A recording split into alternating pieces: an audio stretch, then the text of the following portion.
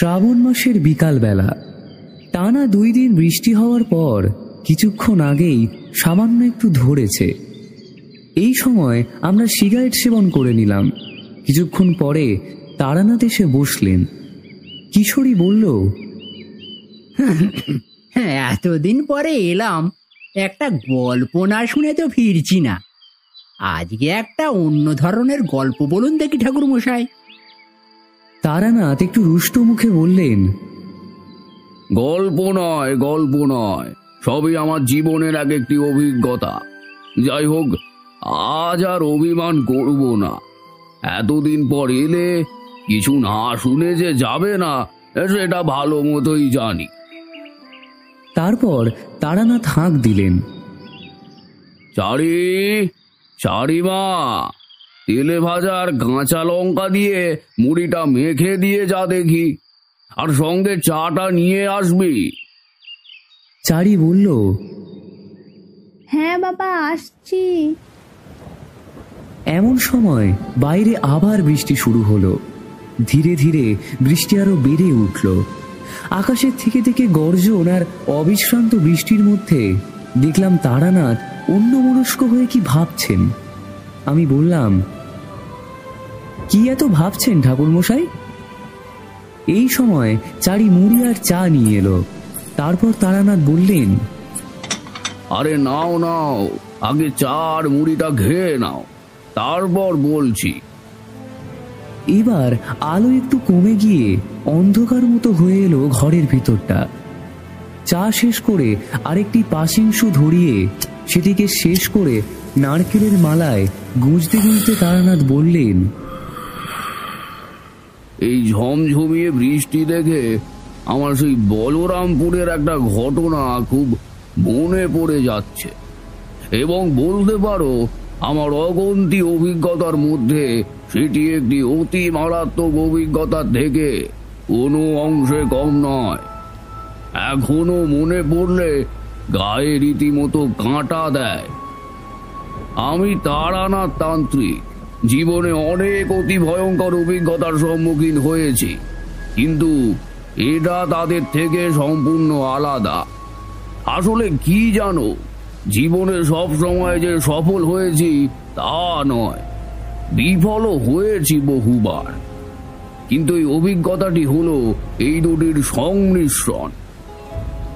আমি বললাম, তাহলে এই গল্পটি হোক বরণ। তারানাথ কিছুক্ষণ চোখ বুজে গল্পটা একটু গুছিয়ে নিয়ে বলতে শুরু করলো, তোমরা তো জানোই যে আমি জীবনের প্রথম দিক থেকেই এই সব বিষয়ে আগ্রহী ছিলাম।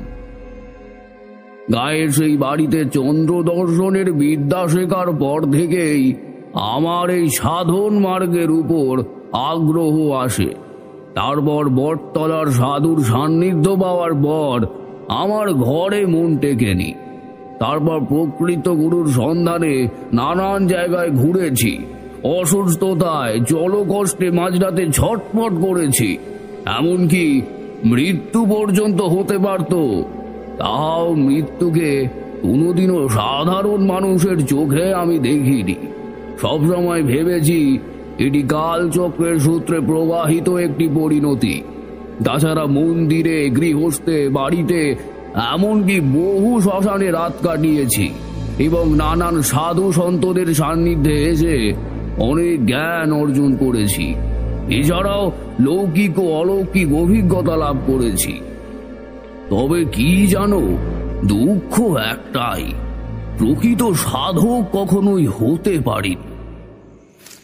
গভীর জঙ্গলের ভিতর দিয়ে যাচ্ছি, আকাশে কালো মেঘ ঢেকে সূর্যের শেষ আভাটুকু মুছে দিয়েছে। সন্ধ্যা হয় হয়। কিছু দূর যাওয়ার পর জঙ্গল শেষ হয়ে একটা পথ দেখা গেল। সেটা ধরেই এগোচ্ছি। সামনে একটা মন্দির দেখতে পেলাম। ভাবলাম রাত্রিটা এই মন্দিরেই আশ্রয় নেব। মন্দিরে ঢোকবার সাথে সাথেই মেঘ গর্জনের সাথে বৃষ্টি নামলো। আমার বৃষ্টি দেখতে খুব ভালো লাগে।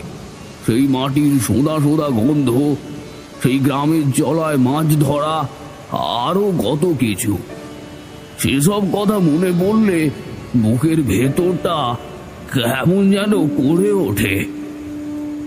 সেসব দিন আর কোনোদিন ফিরে পাবো না, বুঝলে? যাই হোক, কি বলছিলাম? হ্যাঁ, তো বসে রয়েছি কখন বৃষ্টি থামবে। সকাল থেকে পেটে কিছুই পড়েনি, তাই আশা করেছিলাম যদি জঙ্গল শেষে কোনো গ্রাম দেখতে পাই তাহলে খাবার কিছু জুটে যাবে, কিন্তু আপাতত সেসব কিছু দেখবার কোনো উপায় নেই। বৃষ্টি থামবারও কোনো লক্ষণ দেখছি না। এদিকে সারাদিনের হাঁটার পর ক্লান্তিতে আমার চোখ ঢুলে এলো। অতঃপরও আমি শুয়ে পড়লাম। রাত্রে ঘুমের মধ্যে একটা অদ্ভুত স্বপ্ন দেখলাম। কি দেখলাম জানো? আমি আর কিশোরী সমস্বরে বলে উঠলাম, কি দেখলেন? তারানাথ বলল, দেখলাম অমর জীবনকে। আমি বললাম, তারপর? তারানাথ বলল, তারপর সে বলল, তারানাথ, তাদের তোমার প্রয়োজন রয়েছে, তুমি যাও তাদের কাছে, তবে মনে রেখো প্রতিশোধ অতি ভয়ঙ্কর।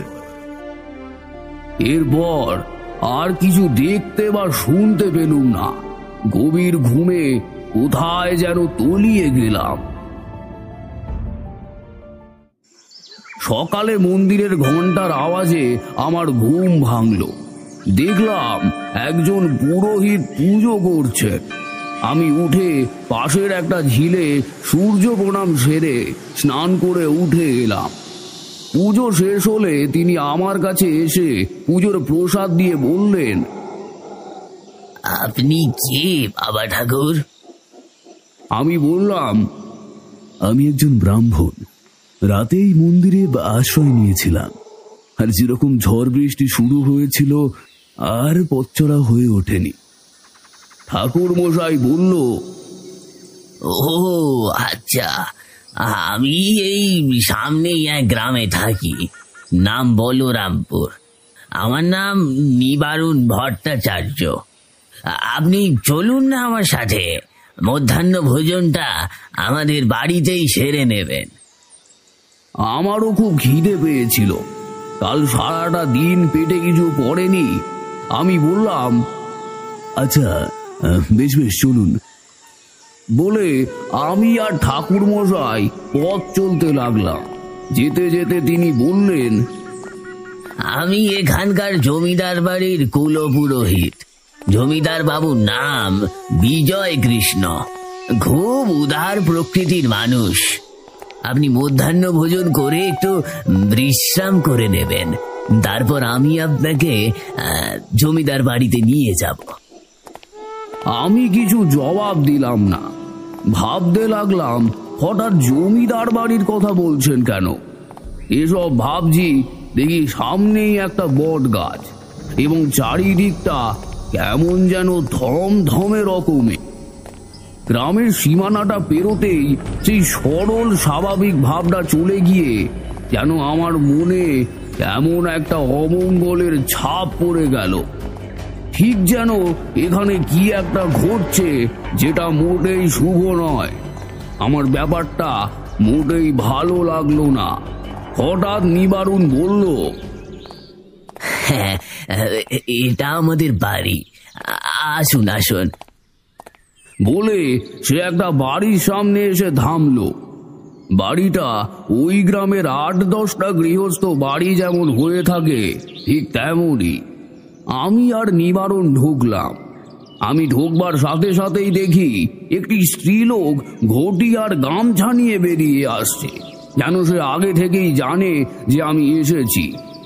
আমি ভারী অবাক হয়েছি দেখে নিবারণ বলল, আসলে বাবা ঠাকুর, আমি একটা জিনিস আপনার কাছে লুকিয়েছি, আমায় ক্ষমা করবেন।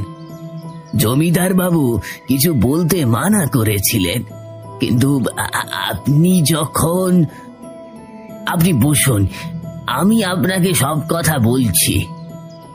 সে দাওয়ায় গিয়ে আসন পেতে বসলো এবং আমার জন্য একটা আসন পেতে দিল। আমি কিছু বলবার আগেই স্ত্রীলোকটি আমার পা ধোয়াতে উদ্যত হলো। আমি বাধা দিয়ে বললাম, আমা কি করছো? সে কোনো কথা না শুনে পা ধুইয়ে মুছে দিয়ে ভেতরে চলে গেল। অগত্যা আমি নিবারণের পাশে গিয়ে বসলাম। তারপর বললাম, এইবার ব্যাপারটা খুলে বলো দেখি, এসব কি হচ্ছে? আমি তো কিছুই বুঝতে পারছি না হে। কিছু বুঝতে পারছি না বললাম বটে, কিন্তু আমি ঠিক বুঝতে পারছিলাম এই সব কিছুর সাথে কাল রাত্রে আমার স্বপ্নে দেখা এবং স্বপ্নের মধ্যে অমর জীবনের আগমন সবকিছুর কোথাও না কোথাও একটা মিল রয়েছে। নিবারণ শুরু করলো, আমাদের বলরামপুর ভারী সুন্দর গা ছিল। ছিল কেন বলছো? এখন কি হয়েছে? নিবারণ বলল, গত কয়েক বছর ধরে এমন সব বিচিত্র ধরনের ঘটনা ঘটে চলেছে, সেসব ভাবলেও গায়ে কাঁটা দেয়। তবে সেটি বিচিত্র কম, অদ্ভুতরে বললে বেশি ভালো হয়। আমাদের গ্রাম প্রতি বছর নানান পুজোয় মেতে থাকতো। গ্রামে কোনো অশান্তি ছিল না। যেটুকু উপায় অর্জন হতো সবার বেশ ভালোভাবেই চলে যেত। আর আর মা মহিষাসুর মর্দিনীর আগমন হলে তো আর কথাই নেই। সে কদিন জমিদার বাড়িতেই কেটে যেত সারাটা দিন। কিন্তু কিন্তু জানি না বাবা ঠাকুর, কার কুনজর পড়লো আমাদের এই গ্রামটিতে। জমিদার বাবুরা হলেন দুই ভাই। বড় ভাই জমিদারি সামলান, আর ছোট ভাই কারবার, জমি জমা সংক্রান্ত হিসেব নিকেশ করেন, আরো ইত্যাদি কাজকর্ম দেখে। বড় ভাই বিজয় কৃষ্ণের দুটি ছেলে এবং ছোট ভাই অভয় কৃষ্ণের দুটি ছেলে, এক মেয়ে। জমিদার বাবুদের বাড়িতে প্রতি বছর ঘটা করে বিভিন্ন ধরনের পূজা আচ্ছা হয়। সেই পুজোগুলোর মধ্যে ঘটা করে যেই পুজোটি হয় সেটি হলো দুর্গা পূজা। সারা গায়ের লোক ওই 5টি দিন সকাল থেকে রাত পর্যন্ত জমিদার বাড়িতেই কাটায়। এ তো আপনাকে আগেও বলেছি। সেখানেই সারা গায়ের লোকজনের খাবার ব্যবস্থা। যাই হোক, দুর্গাপুজো শেষ, সবাইকে কাঁদিয়ে মা নিজের পিতৃগৃহ থেকে বিদায় নিয়েছেন। লক্ষ্মী পুজো তোড়জোড় শুরু হবে, ঠিক এমন সময় একটা ঘটনা ঘটল। জমিদার বাবু বিজয় কৃষ্ণ বাবুর বড় ছেলে হঠাৎ নিখোঁজ হয়ে গেল। তার আর কোনো খবর পাওয়া গেল না। প্রথমে সবাই অতটা গুরুত্ব দেয়নি, কারণ জমিদার বাবুর বড় ছেলে এমনিতেই একটু আলাদা প্রকৃতির ছিল। বাড়ির কোনো কাজকর্ম তো করতই না, উপরন্তু অযথা অর্থ ব্যয় করত, আর মাঝে মাঝে এমন কাণ্ড ঘটিয়ে বসতো যার জন্য জমিদার বাবুর মাথা মাটিতে মিশে যেত। এমনিতেই কদিন ধরে ওনার শরীর ভালো যাচ্ছিল না। তারপর এই সব। জমিদার বাবু লোক লস্কর লাগিয়ে অনেক খোঁজাখুঁজি করলেন, কিন্তু তাকে খুঁজে পেলেন না। এদিকে এই ঘটনা ঘটে যাওয়ার পর 1 বছর পার হয়ে গেল। আবার দুর্গাপূজা এলো এবং চলেও গেল, কিন্তু এবারেও আগের বারের মতো একই ঘটনা ঘটল। এইবারে বিজয় কৃষ্ণ বাবুর ছোট ছেলে নিখোঁজ হলো। আশ্চর্য ব্যাপার এই যে তারও কদিন থেকে এই শরীর ভালো যাচ্ছিল না। এরপর বিজয় কৃষ্ণ বাবু একেবারে ভেঙে পড়লেন। পুত্র শোকে তিনি নিজেকে সামলাতে পারলেন না। তিনি সব দায় দায়িত্ব ছোট ভাই অভয় কৃষ্ণের হাতে তুলে দিলেন। বিজয় কৃষ্ণ ও অভয় কৃষ্ণের পিতা বিশ্বাস করেন এটা নাকি কোনো অলৌকিক শক্তির কাজ, তাই তিনি শান্তি সস্তয়ন থেকে শুরু করে যাগযজ্ঞ কিছুই বাকি রাখেননি। কিন্তু ফল কিছুতেই কিছু হলো না। ক্রমে সবার চিন্তা বদ্ধমূল হলো যে এই পরিবারে কোনো অভিশাপ লেগেছে। দাদার 2 ছেলে নিখোঁজের পর অভয়বাবু রীতিমতো আতঙ্কিত হয়ে পড়লেন। আর আগের বছর তার বড় দাদার ছেলেও নিখোঁজ হয়ে যায়। আর মাত্র বংশে প্রদীপ জ্বালানোর জন্য শুধু তার ছোট ছেলেই বেঁচে আছে। কিন্তু বাবা ঠাকুর, সে কি রক্ষা পাবে? এ কি অভিশাপ নেমে এলো জমিদার বাড়ির উপর? অমন সুন্দর একটি পরিবার, যারা সব সময় সাধারণ মানুষের সুখ দুঃখে পাশে থেকেছে, কখনো কাউকে পায়ে ঠেলে দেয়নি, আজ সেই মানুষটার পরিবারের এই অবস্থা। চোখে দেখা যায় না বাবা ঠাকুর। পারলে পারলে পারলে আপনি কিছু করতে পারেন। দয়া করে কিছু করুন। এতক্ষণ একটানা কথা বলে নিবারুণ থামলো। একটানা কথা বলার জন্য সে একটু হাঁপিয়ে উঠেছিল। একটু জল খেয়ে সে বলল, আচ্ছা, এইসব কথা হবে একটু পরে। আগে আপনি মধ্যাহ্ন ভোজনটা সেরে নিন। গরিবের সাধ্য মতো ব্যবস্থা করেছি, কিছু ভুল ত্রুটি হলে ক্ষমা করবেন। আমি খানিকটা আশ্চর্য হয়ে বললাম, দেখো, আমি পথে পথে ঘুরে বেড়াই, আমার খাওয়া দাওয়ার অত রুচি নেই, যা পাই তাই চলে যায়। আর একটা কি এক কথা আমার মনে পড়ল, কিন্তু তখন আমি বললাম না। খেতে বসে দেখি সাধারণ গৃহস্থ যতটা গড়ে উঠতে পারে তার সাধ্যের থেকেও বেশি করার চেষ্টা করেছে। আসলে কি জানো, তখনকার লোকেরা বাড়িতে আসা কোনো আগন্তুককে নিজের বাড়ির ছেলে থেকেও বেশি আদর যত্ন করত। তাকে নারায়ণের চোখে দেখা হতো। সেসব আর এখন কোথায় বলো? যাই হোক, খুব তৃপ্তি করে খেলাম।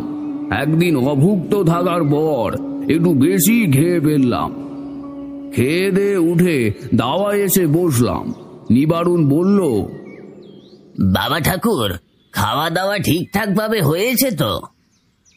আমি বললাম, খুব ভালো হয়েছে, সেই নিয়ে তোমাকে আর ভাবতে হবে না। কিন্তু আমার কয়েকটা প্রশ্ন আছে, তার জবাব দাও দেখি। নিবারুণ বলল, কি বাবা ঠাকুর? আমি বললাম, আমি যে আসবো সেটা আগে থেকে তুমি জানতে, তাই না? নিবারুণ একটু চুপ করে থেকে তারপর বলল, আপনি কি করে বুঝলেন? মানে? সে আর তেমন কিছু নয়, এটা বোঝার জন্য কোনো তন্ত্রমন্ত্রের দরকার হয় না। তোমার গৃহবধূটির কারো আসার জন্য তৈরি থাকা, আগে থেকেই খাবার পরিমাণ মতো তৈরি থাকা, এইসব দেখে কি বোঝা যায় না যে তোমরা আগে থেকেই জানো যে কেউ একজন আসছে? নিবারুণ আবার বলল, আসলে বাবা ঠাকুর। তার কথার মাঝখানে বাধা পড়ল। হঠাৎ দেখলাম একটা ঘোড়ায় টানা গাড়ি বাড়ির দরজার সম্মুখে এসে দাঁড়ালো। নিবারুণ বলল, বাবা ঠাকুর, আপনাকে বিরক্ত করছি। খাওয়া দাওয়ার পরে একটু বিশ্রাম নেওয়াটাই শ্রেয়, কিন্তু জমিদার বাবু গাড়ি পাঠিয়েছে। মনে হয় সেখানেই সব ব্যবস্থা তিনি করে রেখেছেন। আসুন। এই বলে সে এগিয়ে গেল। আমিও চললাম। বাইরে এসে দেখলাম একটা গাড়ি দাঁড়িয়ে রয়েছে। গাড়োয়ান ঘোড়াগুলোকে দাঁড় করিয়ে লাগামটা ঠিক করছে। নিবারুণ আমায় গাড়িতে উঠতে বলল। আমিও উঠলাম। আসলে ব্যাপারগুলো পরপর এমন হয়ে চলেছে যে পরপর ঘটনার আকস্মিকতায় আমি আর কিছু না বলে চুপ করে বসে রইলাম। সেও আর কিছু বলল না। বুঝলাম ভেতরের ব্যাপার সে আমায় বলতে চাইছে না। এ দেখে স্পষ্টতই বোঝা যায় যে এ গ্রামের মানুষেরা জমিদার বাবুকে কতটা শ্রদ্ধা করে। কারণ অভ্যন্তরীণ কথা সে নিজে বলতে বা সেটা নিয়ে সমালোচনা করতে চায় না। কিছুটা পথ গিয়ে গাড়ি দাঁড়ালো একটা লম্বা ফটকের সামনে, যাকে বলা চলে ঠিক সিংহদ্বার। জমিদার বাড়ির প্রধান ফটক যেমনই বিশাল তেমনই তার কারুকার্য। এই কারুকার্য দেখে মনটা ভরে যায়। কিন্তু ওই যে বললাম, সেই সরল ভাবটা কোথায় যেন লোপ পেয়ে গেছে এখানে। যাই হোক, গাড়ি থেকে নামলাম। একটা কথা বলতেই হবে, সে বাড়ি দেখলে তোমাদেরও দাগ লেগে যাবে। প্রধান ফটক বেরোতেই দুধারে নানান ধরনের গাছ, কিছু ফুলের এবং কিছু ফলের। কিছু ফুল এবং ফল এমন দেখলাম যেগুলো কোনোদিন আজ পর্যন্ত চোখেও দেখিনি। চলতে চলতে সামনে আরেকটা দুয়ার এলো। সেখানে দুটো দারোয়ান দাঁড়িয়ে ছিল। হ্যাঁ, একটা কথা তোমাদের বলে রাখি, এরকম সুবিশাল বাড়ি আমি অনেক কম দেখেছি। কিন্তু এখানে চোখে লাগার বিষয় কি জানো? এখানে পদে পদে দারোয়ান। সামনের বড় ফটকটা যখন বার হয়ে এলাম, সেখানেও দারোয়ান। এই দরজার সামনেও দুটো দারোয়ান। এবং যখন নুড়ি বেছানো রাস্তা দিয়ে অগ্রসর হয়ে এইদিকে আসছিলাম, সেই রাস্তার মাঝে মাঝেই দারোয়ান। যাই হোক, সেটা খুলতেই দেখলাম ভেতরে চওড়া উঠোন, তারপর দেউড়ি, চারটি মহল, আবার পিছনের দিকে আছে একটি বড় পুকুর। সন্ধ্যাকালীন যদি কেউ যায় এবং সে যদি না জানে সেখানে একটি পুকুর আছে, তাহলে তার বোঝাটা বড়ই শক্ত। চারপাশটা বড় বড় গাছপালা দিয়ে ঘেরা, নিঝুম শান্ত পরিবেশ। ফুরফুরে হাওয়া আর পাখির সুমধুর ডাক সত্যি উপভোগ করার মতো। অন্যদিকে রয়েছে আবার গোয়াল ঘর, ঘোড়াশালা, আরো কত কি। আর জমি জমার হিসাব দেয়া আমি কেন, বোধহয় জমিদার বাবুর পক্ষেও সম্ভব কিনা তাহা নিয়ে আমার রীতিমতো সন্দেহ রয়েছে। যাই হোক, আমি আর নিবারণ জমিদার বাবুর বসার ঘরে ঢুকলাম। বিশ্বাস করবে না, ঢুকে যা দেখলাম সেরকম মনোমুগ্ধকর দৃশ্য আমি আগে কখনো দেখিনি। এমন সব ছবি লাগানো আছে যেগুলোর গভীরত্ব তথাপি সাধারণ মানুষের পক্ষে বোঝা সম্ভবপর নয়। আর কয়েকটা ফুলদানির এমনই শোভা যেন ফুলগুলো তার কাছে নিতান্তই সাধারণ। সব মিলিয়ে যেন এক অরণ্য পরিবেশের মধ্যে পদার্পণ করেছে। যাই হোক, এই ভাবের কথা বলতে বলতে মূল গল্পের সত্যাই হারিয়ে ফেলেছি। হ্যাঁ, তো যেটা বলছিলাম, দেখলাম জমিদার বাবু কাগজপত্র নিয়ে ঘাঁটাঘাঁটি করছেন। আমাদের আসতে দেখে উঠে দাঁড়িয়ে বললেন, ঠাকুরমশাই, আপনি এই সময়? হঠাৎ তার নজর পড়ল আমার দিকে। ঠিক তখনই তার মুখের ভাব পরিবর্তন হয়ে গেল। দেখলাম তিনি একটু ব্যস্ত হয়ে আবার বললেন, ঠাকুরমশাই, ইনি কি তিনি? আমি তো অবাক। আগে নিবারণ, আবার এখন জমিদার মশাই, এরা আগে থেকে সব জানে কি করে? নিবারণ বলল, হ্যাঁ, ইনি তিনি। জমিদার বাবু কাগজপত্রগুলি একপাশে সরিয়ে আমাকে সসম্মানে অভ্যর্থনা করে বসতে বললেন। দেখেই মনে হলো চিন্তায় চিন্তায় তার মুখখানা কেমন যেন পান সুটে দেখাচ্ছে। তিনি যে কতটা দুর্বল তা আমি বুঝতে পারলাম। কিন্তু আমি আশায় তিনি ঠিক যেমন কুয়াশা মেশানো প্রাতঃকালে যখন সূর্যের প্রথম আভাটি এসে কুয়াশা বর্ধিত পথকে কুয়াশার আবচ্ছায়া থেকে উন্মুক্ত করে এবং জানান দেয় যে, হে পথিক, তোমার পথ এখানেই শেষ নয়, আর তার পরপরই আবার পথিক তার প্রকৃত গন্তব্যের দিকে পাড়ি দেয়, ঠিক এরকমই এই ব্যাপারটি। হ্যাঁ, তো তার এই সুশীল ব্যবহার আমাকে অত্যন্ত মুগ্ধ করল। দম্ভের কোনো চিহ্নটুকু নেই, আছে শুধু সরলতা মেশানো গাম্ভীর্য। তিনি বললেন, আশা করি ঠাকুরমশাই, অর্থাৎ নিবারণবাবু, আপনাকে সব খুলে বলেছেন। আমি বললাম, দেখুন, আমি কিছুটা জানি, কিন্তু যদি আমাকে সবটা খুলে না বলেন তাহলে আমি কিছুই করতে পারবো না। তিনি একবার নিবারণ বাবুর দিকে দেখে আমায় বললেন, দেখুন বাবা ঠাকুর, কিছু কথা আপনার জানা দরকার। আমি জানি ঠাকুরমশাই আপনাকে আংশিক বিষয়টি বলেছে, প্রকৃত ব্যাপারটি তিনি যে আপনাকে সম্পূর্ণ খুলে বলতে পারবেন না বা বলবেন না তা আমি জানতাম। নিবারণবাবু আমাদের কুলপুরোহিত, ওনার পূর্বপুরুষ থেকে ওনার বাবা, এখন উনি আমাদের দেবীমার পুজো করে আসছেন। এই কথাটি শোনার পর আমি অত্যন্ত বিস্মিত হলাম। আমি জিজ্ঞাসা করলাম, কোন দেবীর পুজো হয়? জমিদার বিজয় কৃষ্ণ বললেন, কেন, আপনি আসার সময় দেখেননি? আমাদের এই এক মহল্লার পিছনেই বড় চূড়া বিশিষ্ট একটি মন্দির রয়েছে, আর ওই মন্দিরে স্বয়ং মা কালীর পুজো করা হয়। আমি ভাবলাম স্বয়ং মায়ের বাস যেখানে সেখানে বিপদ। যাই হোক, আমি যে এটাতে রীতিমতো বিস্মিত হয়েছি সেটা আমার মুখে দৃশ্যমান হলো না, তাই তিনি কিছু বুঝতেও পারলেন না। এরপর তিনি বললেন, আসলে বাবা ঠাকুর, কি করে যে আপনাকে সব কিছু বলবো আমি কিছুই ঠাওর করতে পারছি না।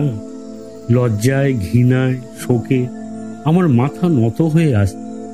কিন্তু কি করি বলুন তো?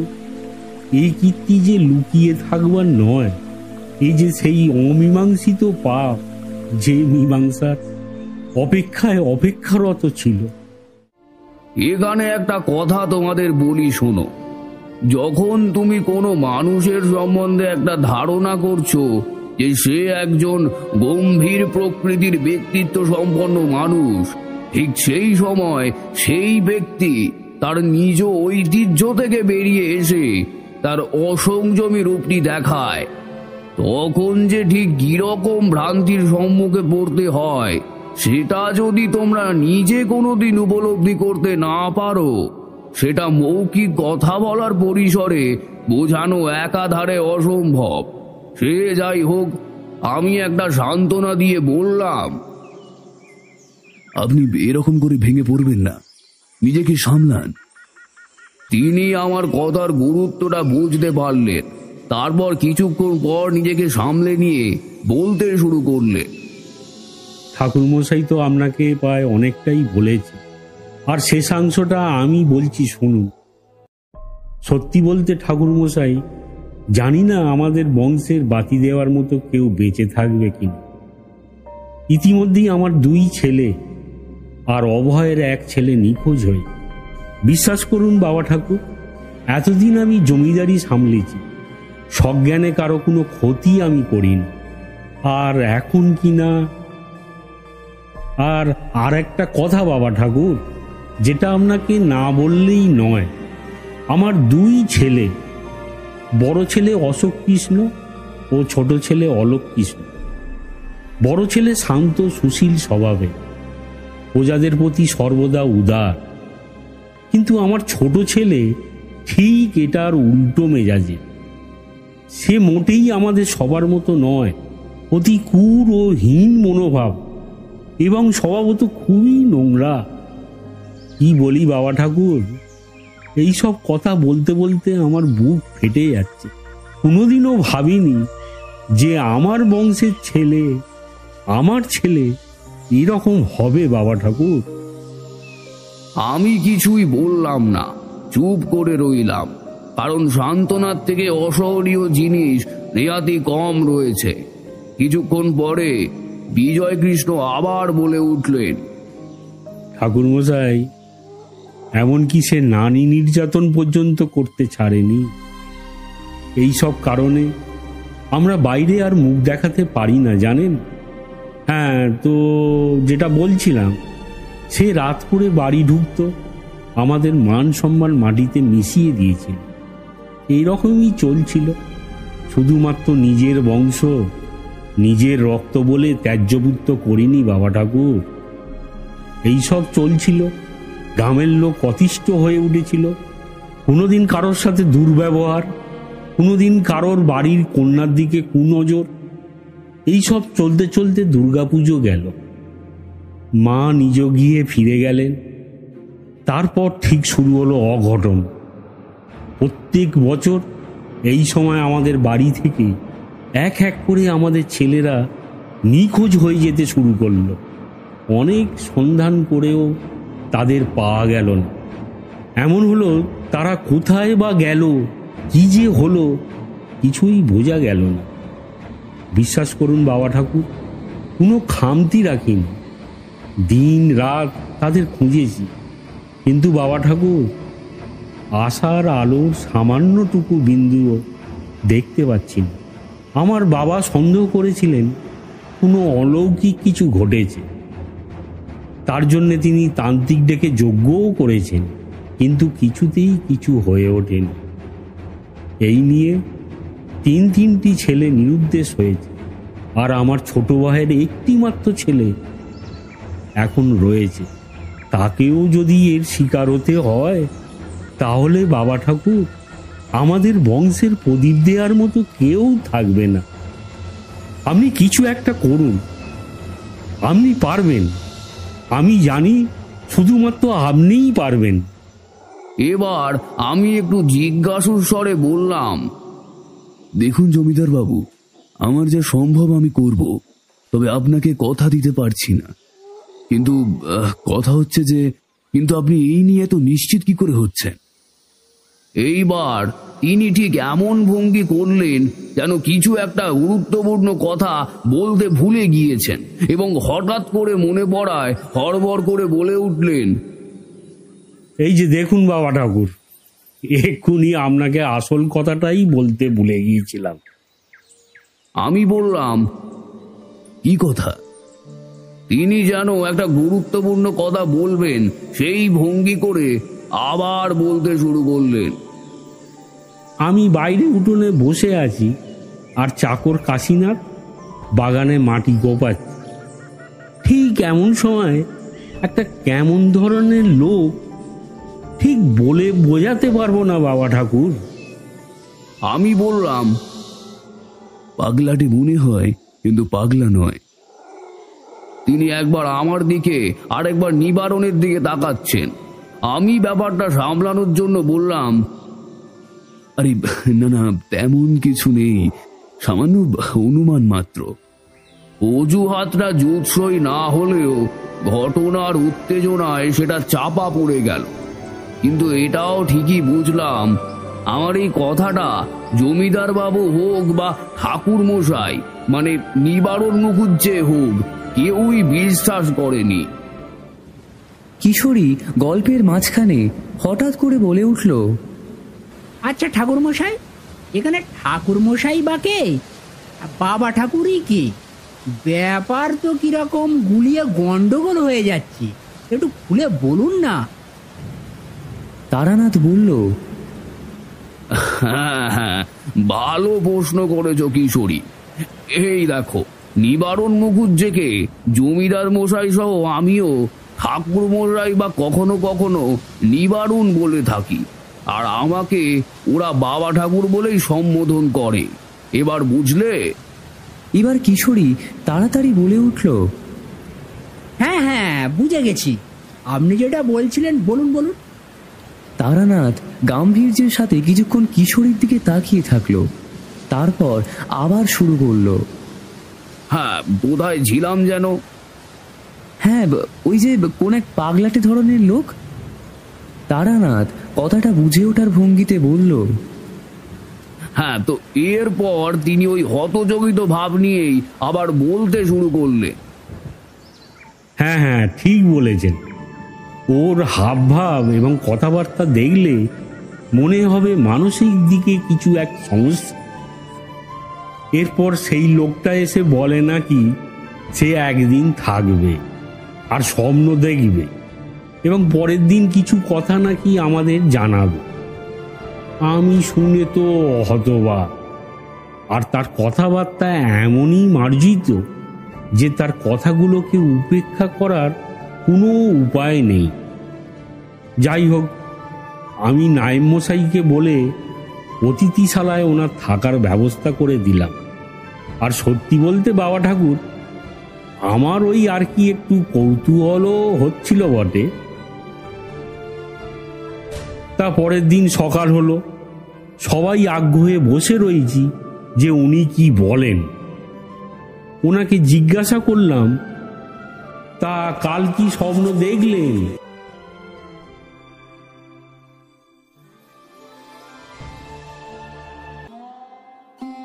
উনি বললেন, দেখলাম যে আপনাদের বাড়িতে অমঙ্গলের ছাপ বর্তমান। আপনার 2 ছেলে নিরুদ্দেশ হয়েছে তো? আমার চোখ ছলছল করছে দেখে সে আবার বলল, প্রতিশোধ অতি ভয়ঙ্কর এক জিনিস। যে ভুল হয়েছে তার কোনো ক্ষমা নেই। তবে হ্যাঁ, তাকে আর পাবেন না। তাকে ছাড়া যা গেছে তা হয়তো পেতে পারেন। ভরসা রাখুন, কাল ভৈরব সব ঠিক করে দেবেন। আর মনে রাখবেন, সে আসছে। সেই একমাত্র পারবে আপনাদের বিপদ থেকে রক্ষা করতে। তাকে চিনুন। আর বেশি কিছু বললেন না। এইটুকু বলেই তিনি সেরকম উদাসীন ভাব নিয়ে বিদায় নিলেন। তারপর আমার চাকর কাশীনাথকে বললাম, লোকটাকে গিয়ে জিজ্ঞাসা করতে কোথায় যাবে। কিন্তু সে ফিরে এসে বলল, সে নাকি এক পথিক, তার কোনো ঠিকানা নেই। এই বলে তিনি থামলেন। দেখলাম তার চোখ দিয়ে অশ্রুধারা নিঃশব্দে প্রবাহিত হচ্ছে। ইতিমধ্যে কখন যে চাকর দামাক দিয়ে গেছে তার খেয়াল ছিল না। নিজেকে সামলে নিয়ে তিনি বললেন, বাবা ঠাকুর, এই নিন, তামাক সেবন করুন। বলে তিনি কলকেটা আমার দিকে এগিয়ে দিলেন। বুঝলাম এ তামাক জাতা তামাক নয়, সম্ভবত বিলিতি তামাক। এর গন্ধ এত সুমিষ্ট। ও, বলে রাখা দরকার, কিছুক্ষণ আগেই ঠাকুর মশাই বিদায় নিয়েছেন। এবারে আমি দেখলাম নায়েব মশাই প্রবেশ করছেন। নায়েব মশাইকে দেখে মনে হলো তিনি বয়সে এবং অভিজ্ঞতায় 2 দিক দিয়েই জমিদার মশাইয়ের থেকে অনেকাংশে উপরে। তিনি ঢুকেই আমার দিকে নমস্কারের ভঙ্গি করলেন। আমিও প্রতি নমস্কার করলাম। তারপর তিনি জমিদার মশাইয়ের সাথে কিছু বার্তালাপ করলেন। যেহেতু আমি যেখানে বসেছি সেটা জমিদার বাবু যেখানে রয়েছেন সেখান থেকে অনেকটাই দূরে, তাই আমি বিশেষ কিছু শুনতে পেলাম না। শুধু এটুকু বুঝলাম যে খাওয়া দাওয়া বিষয়ক কোনো কথা চলছে। এরপর দেখলাম তিনি আমাকে কি বলবেন বলবেন করছেন, কিন্তু যেন বলতে পারছেন না। একটু অপ্রস্তুত বোধ করছেন। আমি ব্যাপারটা আঁচ করে বললাম, কিছু কি বলবেন? নির্দ্বিধায় বলতে পারেন, কোনো অসুবিধা নেই। এরপর জমিদার বাবু বললেন, আসলে আপনার তো হঠাৎ করেই আগমন ঘটেছে, তাই সেরকম ব্যবস্থা কিছু করা হয়নি। আসলে মানে মাংস টাংস চলে? আমি একটু হেসে বললাম, আরে, এই কথা কান বলতে এত দ্বিধাবোধ করছেন কেন? আমার সব চলে, আর আপনাকে অত ব্যস্ত হতে হবে না। আমি তো দুপুরের খাবার ঠাকুর মশাইয়ের বাড়িতে খেয়েই এসেছি। নায়েব মশাই বললেন, মানে আসলে বেশিরভাগ সাধুরা তো খায় না, তাই। আমি আবার একটু হেসে বললাম, দেখুন, আমি এখনো সম্পূর্ণভাবে কোনো সাধু হয়ে উঠতে পারিনি। আমি এখনো সামান্য ব্রাহ্মণ, তাই। জমিদার বাবু বললেন, আপনি অনেক দূর থেকে এসেছেন, আপনি বরং একটু বিশ্রাম করুন। সন্ধ্যার সময় বাকি কথা হবে। নায়েব মশাই, আপনি বাবা ঠাকুরকে ওনার ঘরটা দেখিয়ে দিন। এরপর নায়েব মশাই আমাকে বললেন, আসুন বাবা ঠাকুর, আপনাকে আপনার ঘরটা দেখিয়ে দিই, আসুন। জমিদার বাবু বললেন, হ্যাঁ বাবা ঠাকুর, যান যান, একটু বিশ্রাম করে নিন। তারপর নায়েব মশাই আসুন আসুন বলে ঘর থেকে বেরোলেন। আমিও তাকে অনুসরণ করলাম। এরপর আমি দেখতে দেখতে যাচ্ছি কি সুন্দরভাবে মহলাগুলো ঘিরে রয়েছে উঠোনটিকে। এইসব ভাবছি, হঠাৎ নায়েব মশাই বললেন, কি আর হবে বাবা ঠাকুর, এত পাপ কি ধম্মে সয়? আমি বললাম, আচ্ছা নায়েব মশাই, এই যে ছেলেরা নিরুদ্দেশ হয়েছে, এর পিছনে সঠিক কারণটি কি বলুন তো? মানে প্রকৃত কোন কারণের জন্য সূত্রপাত হয়েছে?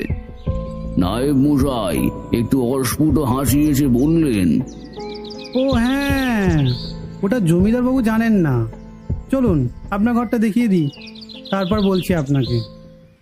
উনি একটা ঘরের সামনে গিয়ে দাঁড়ালেন, তারপর বললেন, এই যে বাবা ঠাকুর, আসুন। আমি প্রবেশ করলাম। প্রথমে তো এমনই হকচকিয়ে গিয়েছিলাম যে ঠাহর করে উঠতে পারছিলাম না এই ঘরে আমার ব্যবস্থা হয়েছে নাকি ভুল করে। তারপর কিছুক্ষণ পর বুঝলাম যে না, এই ঘরেই আমার থাকার ব্যবস্থা করা হয়েছে। বুঝলে হে, সেই ঘরের সাজসজ্জা থেকে মনে হচ্ছিল যেন কোনো বড় জমিদারের শয়ন কক্ষে প্রবেশ করেছি। প্রথমে যেই বসার ঘরের ভেতর দিয়ে এলাম, এখানে তার থেকেও বেশি সাজসজ্জা রয়েছে।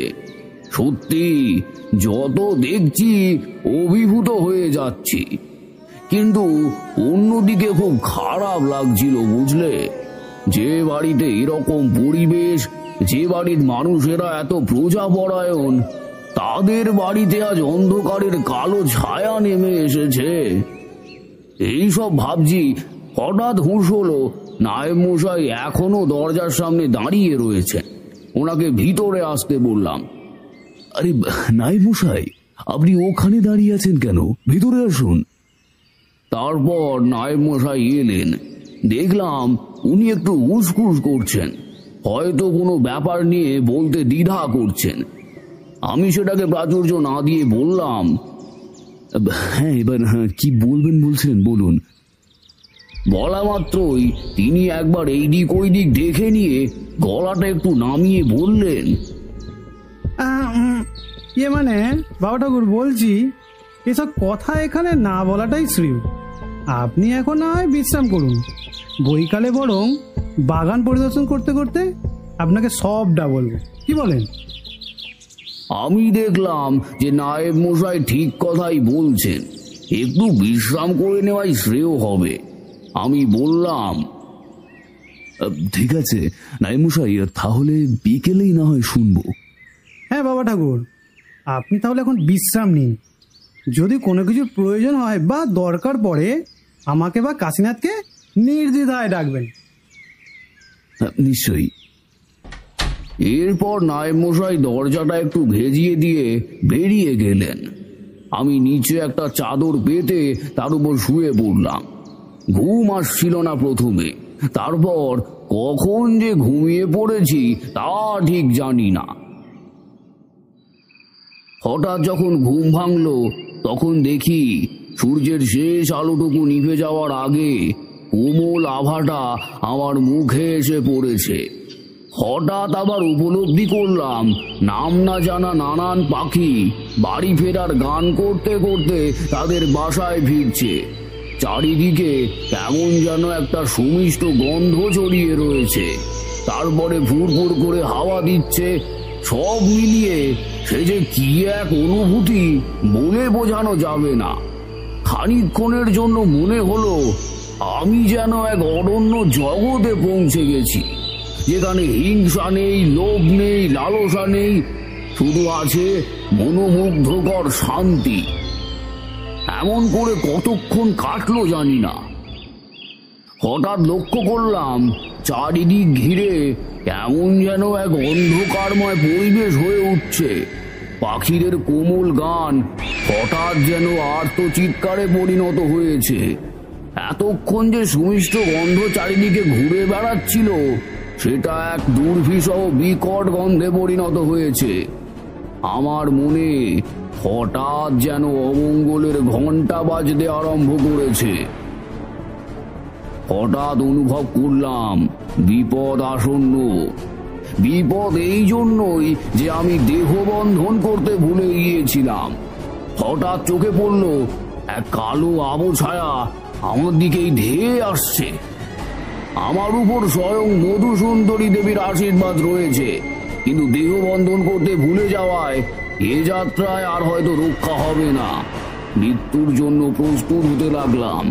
তবে আমিও তারানাথ তান্ত্রিক, বিনা প্রচেষ্টায় মৃত্যুবরণ সেটা মোটেও আমার ধাঁচে ঠেকে না।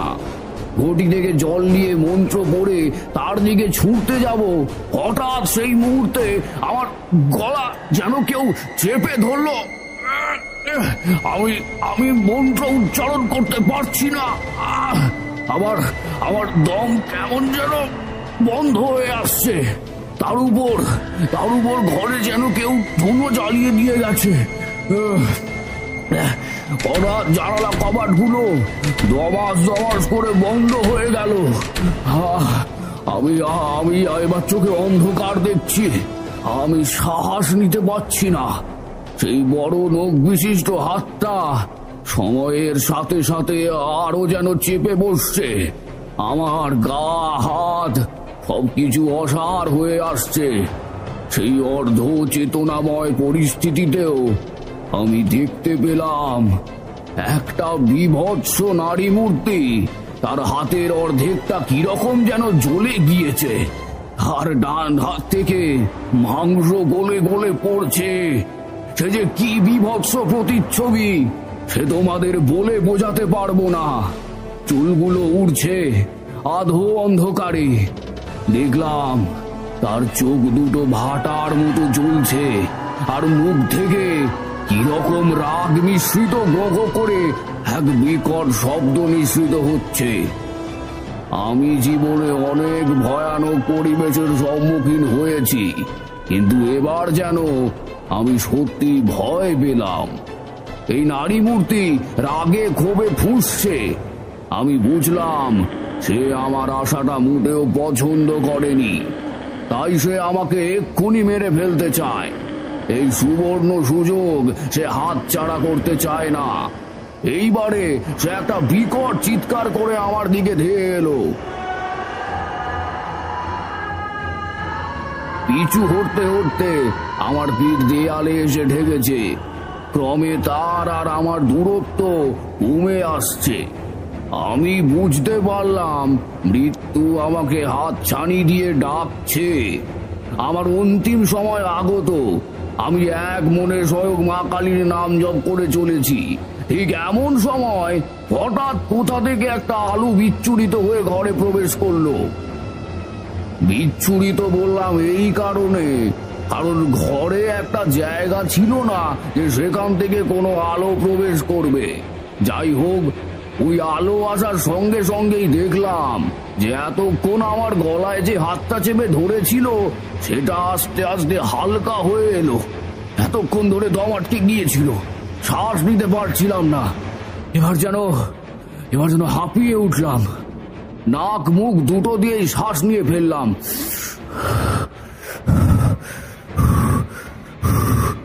ধীরে ধীরে সেই আলোর তেজ বাড়তে লাগলো, সাথে সাথেই অন্ধকার আলোয় পরিণত হতে লাগলো। বাইরে পাখিদের ডাক হালকা হালকা শুনতে পাচ্ছি। এমন সময় একটা গলা প্রতিধ্বনিত হয়ে কানে এলো। গায়ত্রী, এ তুই কি করছিস? ছেড়ে দে ওকে। ও আমার ছেলে। প্রতিশোধের আগুনে ভস্মীভূত হয়ে যাবি তুই। শান্ত হ। আর তারানাথ, কিছু কথা তোকে বলে দি শোন। তোকে একাই ওর সাথে লড়তে হবে। আমি যে মা, আমি আমার এক সন্তানের জন্য আমি তো আর এক সন্তানের চোখের জল ফেলতে পারি না রে। আমার চোখে ততক্ষণে জল এসে গেছে। আমি বললাম, মা, তোমার জন্য আজ আমি আমার জীবন ফিরে পেলাম। মা, তোমার এই ছেলেকে পথ দেখাও। মা, আমায় কি করতে হবে বলো। হঠাৎ বাইরেকার পায়ের আওয়াজ শুনলাম, আর কিছু দেখতে পেলাম না। মা যেন কোথায় হাওয়ায় মিলিয়ে গেল। ঘোরটা কাটতেই দেখলাম সব আগের মতো স্বাভাবিক। আগের মতোই সেই সুমিষ্ট গন্ধ, পাখির ডাক, ফুরফুরে হাওয়া, সবই আগের মতো। তারপর বাইরে নায়েব মশাইয়ের পায়ের আওয়াজ শুনতে পেলাম। ইতিমধ্যেই আমি ঘেমে উঠেছি, বুকটা এখনো ধড়ফড় করছে। নায়েব মশাই দরজাটা খুলে ভেতরে ঢুকলেন, তারপরে বললেন, এ কি বাবা ঠাকুর, আপনি এরকম ঘেমে উঠেছেন কেন? আপনাকে এরকম দেখাচ্ছে কেন? কিছু কি হয়েছে? শেষে আপনি ভয় পেয়ে গেলেন নাকি? আমি একটু নিজেকে ধাতস্থ করে বললাম, না না না না না না, সেরকম কিছু নয়। এই আর কি, জানলাটা বন্ধ রেখেছিলাম, তাই আর কি। আমি তো কথাটা উড়িয়ে দেওয়ার চেষ্টা করলাম, কিন্তু ওনার কথা আমার মোটেই ভালো লাগলো না। নায়েব মশাই বললেন, ওহো আচ্ছা, আমি দেখতে এলাম আপনি উঠেছেন কিনা। জমিদার বাবু পাঠালেন। আপনার কি এখন কিছু লাগবে? আমি বললাম, ও না না, আমার এখন কিছুই লাগবে না। তাহলে চলুন, বাগানটা একটু ঘুরে আসবেন। আর মানে সেই ঘটনাটাও আমার মনে পড়ে গেল ব্যাপারটা। আমি বললাম, আচ্ছা, আপনি দালানে অপেক্ষা করুন, আমি এক্ষুনি আসছি। এতক্ষণ যা হলো সেই সব কথা আমি মাথা থেকে বার করে তারপর বাইরে গেলাম। তারপর ওনার সাথে ঘিরকির পুকুরের পাশ দিয়ে ঘুরে এসে সেই বিরাট বাগানের মধ্যে পড়লাম। সেই বাগান দেখলাম দূর দূরান্ত পর্যন্ত বিস্তৃত। বাইরে এসে একটু আগে ঘটা ঘটনাগুলো যেন ভুলেই গেলাম। চারিদিকের সৌন্দর্য আমাকে বারংবার মুগ্ধ করতে লাগলো। পাখিদের কলরব শুনতে শুনতে যেন মনে হচ্ছে তারা যেন সবাই গান গাইছে। সূর্য এখনো অস্ত যায়নি, যেতে এখনো খানিকটা সময় আছে, যার কারণে চারিদিকে দৃশ্য এখনো পরিষ্কার। বাগানের ভিতরে যখন প্রবেশ করলাম তখন দেখছি শুধু গাছ আর গাছ, তার যেন শেষ নেই, দূর দূরান্ত পর্যন্ত বিস্তৃত হয়ে রয়েছে। আমি দেখতে দেখতে জিজ্ঞাসা করলাম, জমিদার বাবু কোথায় এখন? নায়েব মশাই বললেন, উনি এখন ওনার ছোট ভাইয়ের সাথে একটা জমি জমা নিয়ে একটা সমস্যা নিয়ে আলোচনা করছেন। আমি বললাম, ও আচ্ছা আচ্ছা, বেশ বেশ। সেই কথাটা আমার হঠাৎ মনে পড়ে গেল। বললাম, হ্যাঁ, আপনি কি বলবেন বলছিলেন, বলুন। আমি নায়েব মশাইয়ের চোখে একটা ঔজ্জ্বল্যতা লক্ষ্য করলাম। নায়েব মশাই বললেন, বাবা ঠাকুর, আপনার কাছে একটাই অনুরোধ, আপনাকে যা বলবো সেটা জমিদার বাবুকে বলবেন না। আমি বললাম, না না, বলবো না, আপনি বলুন বলুন। নায়েব মশাই বলতে শুরু করলেন, কি আর বলি বাবা ঠাকুর, জমিদার বিজয় কৃষ্ণবাবুর ছোট ছেলের কি কীর্তির কথা তো আপনি ইতিমধ্যেই শুনেছেন, কিন্তু সত্যি বলতে আসল কথা কিছুই শোনেননি। আমি বলছি শুনুন, গ্রামের ভূষণ রায়ের মেয়ে ললিতা বিয়ের বয়স হবে হবে এমন সময় আমাদের ছোটবাবুর নজর তার উপরে পড়ে। অন্য কেউ হলে কি করতো জানি না, তবে ললিতা ছিল খুবই ভদ্র, নম্র এবং সরল প্রকৃতির। প্রায় সময় তাকে কি নজরে দেখতো কি আর বলবো বাবা ঠাকুর, ও একটা শয়তান ছিল, শয়তান। এই কথাটা বলার সাথে সাথেই দেখলাম নায়েব মশাইয়ের চোখ মুখের পরিবর্তন হচ্ছে। চোখ মুখ কেমন যেন লাল হয়ে উঠেছে। আমি কিছু না বলে চুপচাপ শুনতে থাকলাম। তিনি বলতে থাকলেন, ওই শয়তান তো গ্রামের একটা অবিবাহিত মেয়েকেও ছাড়ে না। কেউ জানেন বাবা ঠাকুর, এমনকি কিছু কিছু মেয়েকে বিয়ের পিঁড়ি থেকে তুলে নিয়ে তার সাথে কুব্যবহার করেছে। আপনি বলুন তো, তার জীবনটার কি হলো? হ্যাঁ হ্যাঁ, জবাব দিন। তার জীবন তো ওখানে নষ্ট হয়ে গেল বাবা ঠাকুর বলুন।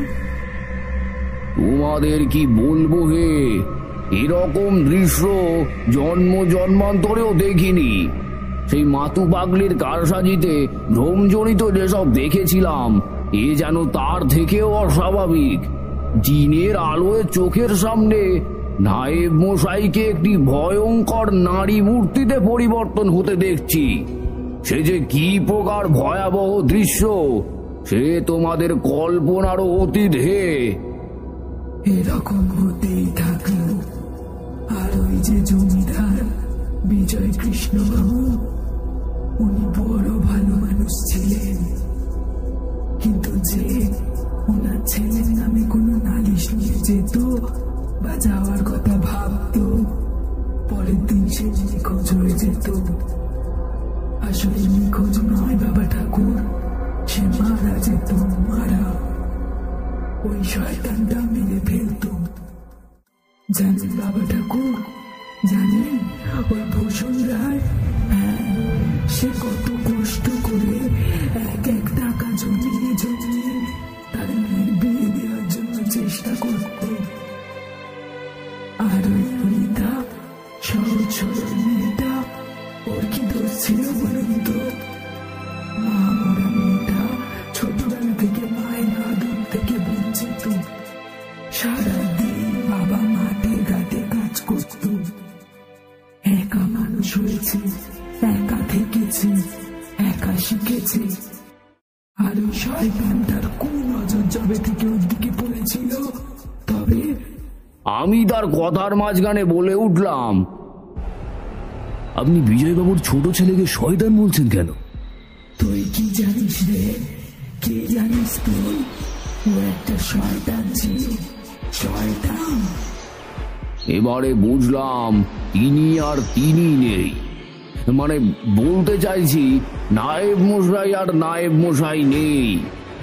তিনি এখন সম্পূর্ণরূপে সেই ভয়ঙ্করী নারী মূর্তি হয়ে উঠেছেন।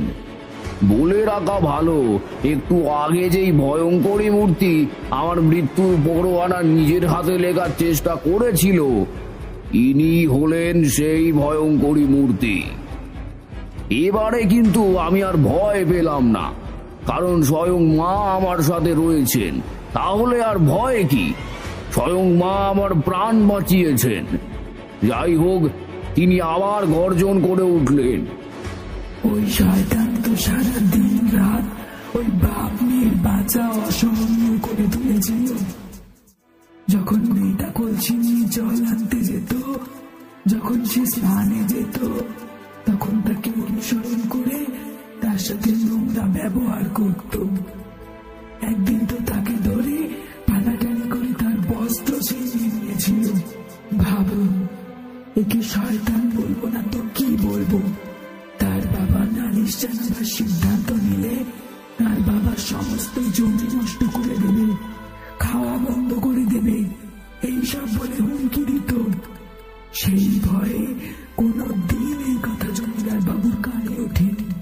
আর শেষে মেয়েটার সাথে খুব ব্যবহার করলো, তাকে ধরে নিয়ে গিয়েছিল। দুদিন পরে সে বাড়ি ফিরেছে। আর কি বলবো বাবা ঠাকুর, তার মান মর্যাদা সব মাটিতে মিশে গিয়েছিল। সারা গ্রামে তার নামে কুৎসিত কুৎসিত কথা উঠতে লাগলো। ওর নাকি জাত নেই, সে নাকি চরিত্রহীনা।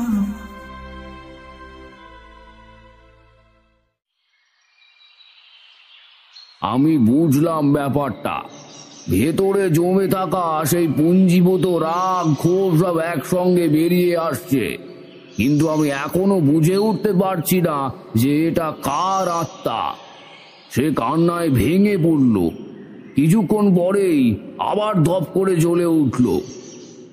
সেই মেয়েটা অন্তঃসত্ত্বা ছিল। তারপর যখন সে সেটা শয়তানকে জানাতে গেল, তখন সে সেই সন্তানকে এই বলে বহিষ্কার করলো যে ললিতা নাকি চরিত্রহীন নামী। তারপরের দিন রাতের অন্ধকারে ওই শয়তানটা লোক পাঠিয়ে ললিতা ওর বাবাকে মেরে ফেলার চেষ্টা করলো।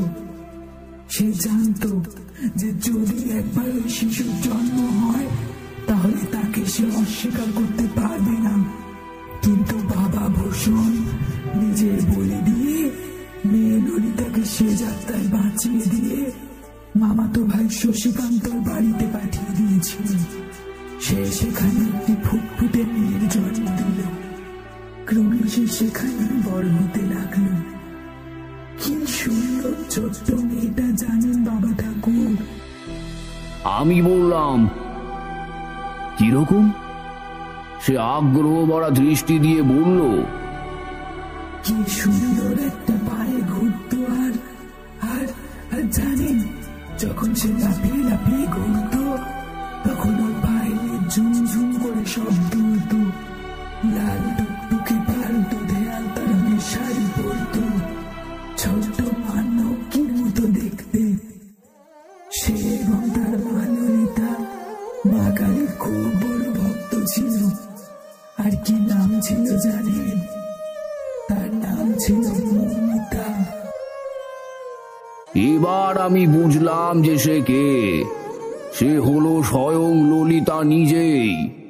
এখানে বলে রাখা দরকার, মা যখন রায়েত্রী বললেন তখন আমি একটু হতযোগিত হয়েছিলাম, কিন্তু তারপরে বুঝলাম যে রায়েত্রী ললিতার ভালো নাম। সে বলে চলল, কিন্তু কি আর বলি বাবা ঠাকুর, ভাগ্যের কি পরিহাস। ওই শয়তানটা কোন ক্রমে ওদের খুঁজে পেলে এবং বাবা ঠাকুর ওদের মেরে ফেলে এবং ওদের মাটিতে পুঁতে দেয়। ওই ছোট্ট মেয়েটা তখনও বেঁচে ছিল, তার নাড়ি চলছিল। ওরা কত অনুনয় বিনয় করলো, কিন্তু ওই শয়তানটার মায়া হয়নি মায়া। আমার চোখ দিয়ে তখন জল পড়ছে। কিছু বলার ক্ষমতা আমি হারিয়েছি। এত নির্মম একটা ঘটনা শোনার পর আমার নিজেরই আর ইচ্ছা হচ্ছে না এই বাড়িতে থাকতে। ঘৃণায় আমার মাথা নত হয়ে আসছে। জানো হে, আমার মনে ওই ছোট্ট মেয়েটার মুখটা যেন খালি ভেসে ভেসে উঠছে। ভেবে দেখো তো, কতটা নির্মম হলে কেউ এরকম করতে পারে। তারা এইসব ছেড়ে চলে গেছিল যাতে না জীবনেও তাদের এর সাথে দেখা হয়, কিন্তু ওই যে পাপে ভয়, আর সেই ভয়ই তাকে টেনে নিয়ে গেছে এবং এই কাজ করিয়েছে। ছি, ধিক্কার তাকে।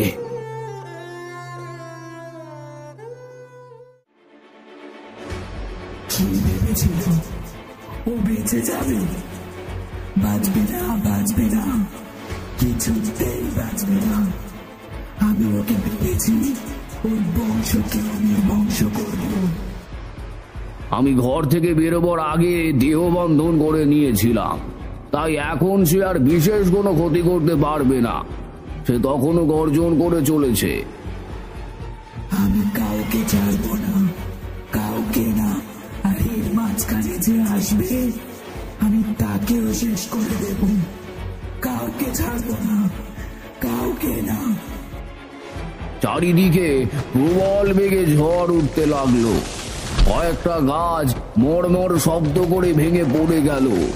বাড়ি ঘরের দরজা জানলা কপাট ধমাস ধমাস শব্দ করে এক তুমুল কাণ্ডর সৃষ্টি হলো। ওইদিকে দেখলাম জমিদার বাবু চিৎকার করছেন আমার নাম ধরে। দেখলাম কয়েকজন দারোয়ান আর কাশি এদিকেই ছুটতে ছুটতে আসছে। পিছনে পিছনে জমিদার বাবু আসছেন। তিনি খুব চিন্তিত মুখে ছুটে আসছেন। আমি অন্যদিকে ঘুরে দেখি নায়েব মশাই অজ্ঞান হয়ে পড়ে রয়েছেন। সেই ভয়ঙ্করী মূর্তির চিহ্নটুকু আর নেই। জমিদার মশাই এসে বললেন, এ কি নায়েব মশাইয়ের কি হলো? উনি এইভাবে অচেতন অবস্থায় পড়ে রয়েছেন কেন? এই তোমরা ওনাকে তুলে ভিতরে নিয়ে যাও। আমি বললাম, ব্যাপার খুব গুরুতর জমিদার মশাই, আপনি ঠাকুর মশাইকে খবর দিন, আমাদের একটু আলোচনায় বসতে হবে। তিনি বললেন, কি হয়েছে বাবা ঠাকুর? আমি বললাম, আপনি ওনাকে ডাকুন, আপনাকে ওনাকে একসঙ্গে সব কথা খুলে বলবো। তাড়াতাড়ি সবকিছু না করতে পারলে যেটুকু সময় রয়েছে সেটুকু আপনি হারাবেন। জমিদার বাবু আর বিন্দু মাত্র সময় নষ্ট না করে ব্যস্ততার সাথে সেই স্থান পরিত্যাগ করলেন এবং একটি দারোয়ানকে আদেশ দিলেন ঠাকুর মশাইকে ডেকে আনতে। এখন ঝড় থেমে গিয়েছে। নায়েব মশাইকে ওনার বাড়িতে দিয়ে আসা হয়েছে। আমরা তিনজন, আমি, বিজয় কৃষ্ণ, ঠাকুর মশাই বসবার ঘরে বসে রয়েছি। জমিদার বাবু আর ঠাকুর মশাই জিজ্ঞাসু দৃষ্টিতে আমার দিকে চেয়ে রইলেন। আমি ওদের দিকেই চেয়ে বললাম, আপনারা ভূষণ রায়ের মেয়ে ললিতার তার সন্তান মৌমিতাকে চেনেন? জমিদার বাবু বললেন, আপনি ওদের ব্যাপারে কি করে মানে? আমি বললাম, আপনি শুধু উত্তরটা দিন। জমিদার বাবু এবার একটু ঘাবড়ে গেলেন, তারপর বললেন, হ্যাঁ, আমি শুনেছিলাম ওর মেয়ে নাকি চরিত্রহীনা হয়ে পড়েছিল, তারপর গলায় দড়ি দিয়ে মৃত্যুবরণ করে। আমি এবার উচ্চ স্বরে বলে উঠলাম, ভুল ভুল জানেন আপনি। আপনি আদেও জানেন না তুই সাধারণ খেটে খাওয়া মানুষের অন্তিম মুহূর্তটা কি ছিল। আপনি কখনোই জানতে পারেননি যে কি দুরভিসন্ধির শিকার তাদের হতে হয়েছিল। এরপর আমি সমস্ত ঘটনাটা তাদের শোনালাম। সেটা শোনার পর জমিদার বাবু বললেন, এ কি বলছেন বাবা ঠাকুর? এর তো আমি কিছুই জানতাম না। এখন কি হবে বাবা ঠাকুর? আমার এক ছেলের পাপের শাস্তি কি গোটা বংশ পাবে? ঠাকুর মশাই দেখলাম কেমন যেন দেখাচ্ছে। তাকে দেখেই বুঝলাম যে তিনি শোকে নিমগ্ন হয়েছেন। তিনি শুধু বললেন, ললি আমার মেয়ের মতন ছিল। আমার তো কোনো মেয়ে ছিল না। ছোট থেকে সে আমাদের কাছেই মানুষ হয়েছে। মা মরা মেয়ে, আর বাপু সারাদিন বাইরে। আমি আর আমার স্ত্রী দুজনেই ওকে আমাদের মেয়ের মতন মানুষ করেছি। তারপর ওই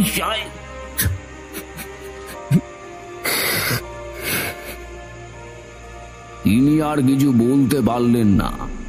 আমি জমিদার বাবুকে বললাম, দেখুন জমিদার বাবু, যা হয়ে গেছে সেটা তো আর পাল্টানো যাবে না। আমি আমার সম্পূর্ণ চেষ্টা করব। জমিদার বাবু বললেন, তাহলে কি বাবা ঠাকুর, আমার সবকটি ছেলেকে আমি ফিরে পাবো? তারা কোথায় আছে আমি কি করে জানতে পারবো? বলুন বাবা ঠাকুর। আমি বললাম, দেখুন, আমি জানি না কতটা কি হবে। আমি সম্পূর্ণ চেষ্টা করব, কিন্তু মাতৃশক্তি যে এক বিরাট শক্তি। যাই হোক, আমি একটা ফর্দ করে দেব। কাল রাত্রেই আমি চৌকে বসবো, আর বাকি যেগুলো লাগবে সেগুলো আমি নিজেই জোগাড় করে নিতে পারবো। এই সব কিছু মেটার পর রাত্রে নৈশ ভোজের সময় দেখলাম সে কি এলাহি ব্যাপার। তরি তরকারি থেকে শুরু করে ভাজা ভুজি, 2 রকমের মাংস, মাছের মাথা দিয়ে ডাল, ঘন্ট, এই বড় একটা কাতলা মাছের মাথা, তারপর 2 থেকে 4 রকমের মাছ। ওফ! আর খাবারের শেষে দই, মিষ্টি, চাটনি, এসবের বহর দেখলে তোমরা তো সংজ্ঞাহীন হয়ে পড়তে হে। মিষ্টির মধ্যে সে যে কি কি রকমের মিষ্টি ছিল সে আর তোমাদের বলে বোঝাতে পারছি না। আমার বাবার এবং আমার এত গায়ে খাইয়ে হিসেবে নাম রয়েছে। একটা আস্ত পাঁঠা আমি আর আমার বন্ধু একেবারে সাবার করে দিতাম। সেই আমার যেন সেদিন মনে হয়েছিল এ খাওয়া আমার পক্ষে সম্ভব নয়। যাই হোক, বেশি খেতেও পারলাম না, কতই বা খাবো। আসলে তোমাদের খাওয়ার বহরটা একটু বলে দিলাম, এই আর কি। খাওয়া শেষে শয়ন কক্ষের দিকে ধীর পায়ে এগোচ্ছি। এমন সময় দেখলাম দূরে একটা গাছের পাশে একটা মধ্যবয়স্ক পুরুষ মূর্তি দাঁড়িয়ে রয়েছে। আর তার পাশে কি দেখলাম জানো? দেখলাম একটা নারী মূর্তি। এবং তার পাশে দাঁড়িয়ে রয়েছে একটা বাচ্চা মেয়ের মূর্তি। আমি চমকে উঠলাম। এই দৃশ্য আমি জন্মেও ভুলবো না। ভেবে দেখো, আমি যেখানে রয়েছি সেখান থেকে সেই গাছ নেহাত কম দূরে নয়, কারণ তার আগে জমিদার বাড়ির প্রাঙ্গণ রয়েছে, পাঁচিল দিয়ে ঘেরা, তারপর সিংহদ্বার রয়েছে, আরো কত কি। কিন্তু বিশ্বাস করবে না, আমি তাদের চোখের জলটুকু স্পষ্ট দেখতে পাচ্ছি। আর সেই ছোট্ট মেয়েটা কিরকম যেন একটা ভাবে হাসছে। এটা দেখে কিন্তু এখন আমার সেরকম ভয় হলো না। যেন মনের মধ্যে একটা কিরকম ভাব এলো যে কিছু একটা শুভ হতে চলেছে। অমঙ্গলের সেই ঘন্টাটা বাজা যেন বন্ধ হয়ে গিয়েছে। হঠাৎ কুয়াশার মতো আবছায়া নেমে এলো। তারপর কোথাও কিছু নেই।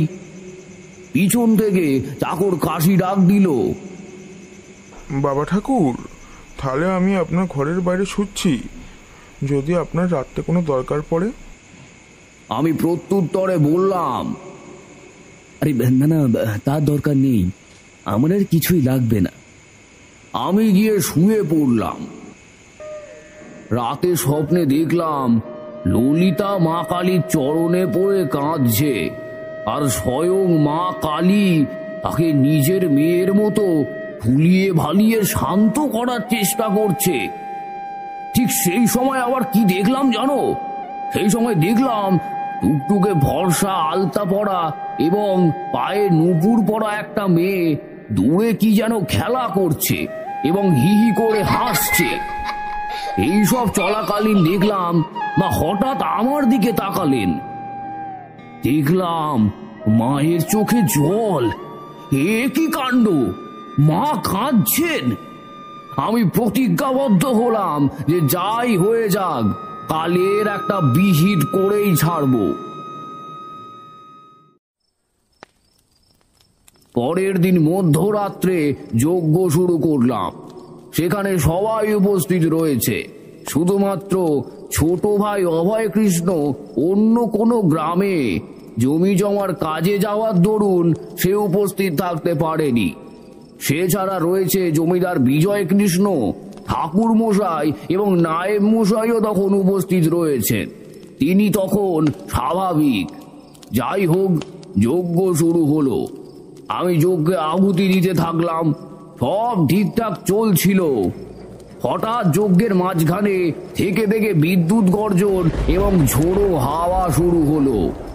আর শুরু হলো অট্টহাসি। আমি জানতাম সে আটকাতে আসবে। আমি এক মনে মন্ত্র পড়ে চললাম। কিছুক্ষণ পর দেখলাম তারা তিনজনে আমার সামনে এসে উপস্থিত হয়েছে। ললিতার আগে ফুটছে, কিন্তু তার মেয়ের মুখে রাগের সামান্যটুকু বিন্দুও নেই। আমি দেখলাম আমি আর মাটিতে নেই, আকাশে ভাসমান অবস্থায় যেন ঝুলে রয়েছি। এবারে কিন্তু প্রথমবারের মতো আর ভুল আমার হলো না। প্রলয় আরো বাড়লো। বাকি সবার দিকে চেয়ে দেখলাম তারা কেউ জ্ঞান হারিয়েছে, আর কেউ ভয়ে কাঁপছে। কারো মুখে কথা বলার শক্তিটুকু আর বেঁচে নেই। আমি মা কালীর নাম নিয়ে যজ্ঞে শেষ আহুতিটা দিলাম। ওম গ্রিং গ্রিং ঝং ঝং গ্রিং গ্রিং। আমি জপ করতে লাগলাম মন্ত্র। আমি আবার মাটিতে পদার্পণ করলাম। এরপর আমি আর কোনো উপায় না দেখে ললিতার কাছে প্রার্থনা করতে লাগলাম। মা, আমি জানি তোমার যা ক্ষতি হয়েছে, তুমি যা হারিয়েছ, তার কোনো শোধ হয় না মা, তার কোনো ক্ষমা হয় না। কিন্তু তুমি এক মা হয়ে অন্য মায়ের কোল থেকে তো আর তার ছেলেকে কেড়ে নিতে পারো না মা। তুমি দয়া করো মা, হে মা, তুমি দয়া করো। তুমি তো পাপ কর্তাকে তার পাপের শাস্তি দিয়েছ মা, তবে আর কেন? ক্ষান্ত হও মা, ক্ষান্ত হও। যদি ক্ষান্ত না হও, তুমি যদি প্রতিশোধই চাও, যদি যদি তুমি রক্তই চাও, তাহলে আমার রক্ত নাও, আমার বলি নাও, কিন্তু তুমি জমিদার বাবুকে ওনার ছেলে ফেরত দিয়ে দাও মা। এইবারে ললিতা অনেকটা শান্ত হয়ে উঠল। বাচ্চা মেয়েটা এবার প্রথমবারের মতো কথা বলে উঠল। বলল, মা, শোনো মা, ওদের ছেড়ে দে, বুঝলি? ছেড়ে দে, ক্ষমা করে দে। তুই বলিস মনে নেই? ক্ষমাই সবচাইতে বড় পুণ্য। তারপর ললিতা বলল, ওই শয়তানকে আমি শেষ করে দিয়েছি, তাকে আর ফিরে পাবি না। তবে হ্যাঁ, ওর বাকি 2 ছেলেকে আমি ফেরত দিলাম। তবে আমার একটা শর্ত আছে, সেটা মানবে তো ওই শয়তানের বাবা? জিজ্ঞাসা কর। আমি বললাম, আজ্ঞা করুন মা, অবশ্যই আপনার কথা অক্ষরে অক্ষরে পালন করা হবে।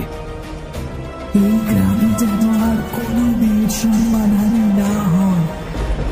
যদি কোনোদিন সেরকম হয়, তবে এই বংশকে আর কেউ কোনোদিন বাঁচাতে পারবে না। তারপরেই আকাশ থেকে ধীরে ধীরে মেঘ এবং বিদ্যুতের গর্জন কেটে যেতে লাগলো। সারা আকাশ জুড়ে কেমন একটা উজ্জ্বল আলোর সৃষ্টি হলো। সেই আলোর রশ্মি সরাসরি তাদের গায়ে এসে পড়ল।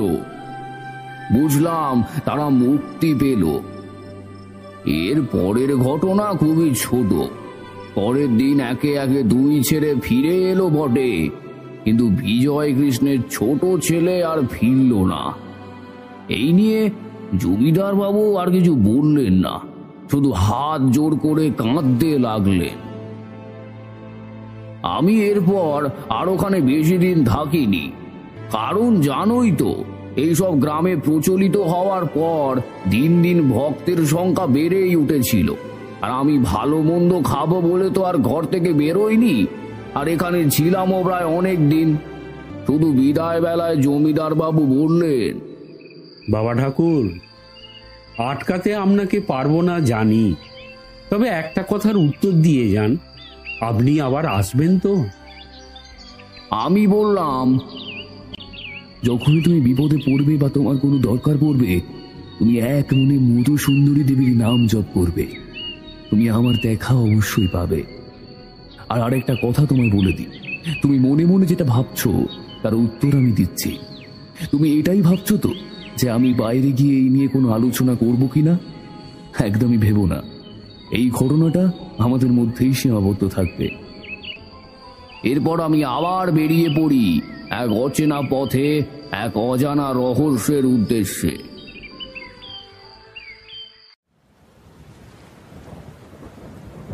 গল্পটা এখানেই শেষ। তবে আমি রইলাম, রইলে তোমরাও, রইল মটলেনের এই বাড়ি।